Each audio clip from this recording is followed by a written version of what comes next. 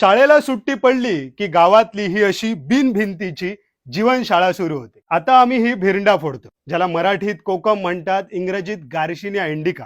याचं traditional processing आज आपण समजून घेतोय. जंगलात जाऊन आम्ही कोकमाची ताजी फळं गोळा केली, ती घरी आणून धुतली आणि आता ती आम्ही फोडतोय. कोकमाची फळं फोडल्यानंतर आतमध्ये तुम्हाला बिया आणि अगदी लाल भडक असा रस मिळतो. तो रस आणि बिया आपण एका टोपलीमध्ये वेगळा काढून घेतला. तो रस खाली पाझरतो आहे, तो एका भांड्यात जमा केला. आंबट रसात गावठी मीठ टाकून कोकम 3-4 दिवस रोज भिजवून सुकवली की उत्तम प्रतीची सोलं बनतात. Solkadhi, fish curry, fish fry असो किंवा कुळताची पिठी आणि अळू, कोकणी जेवणाला ऑथेंटिक टेस्ट, फ्लेवर आणि नॅचरल कलर देणारी ही कोकम.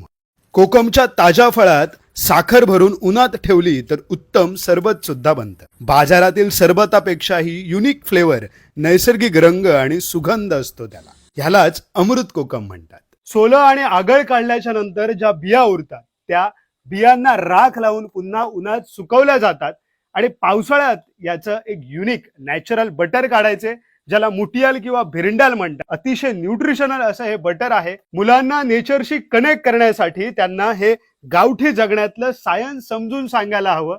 हे जीवन त्यांना जगायला द्यायला हवं, तरच त्यांना निसर्गाविषयी तळमळ आणि गावाविषयी कळकळ निर्माण होईल.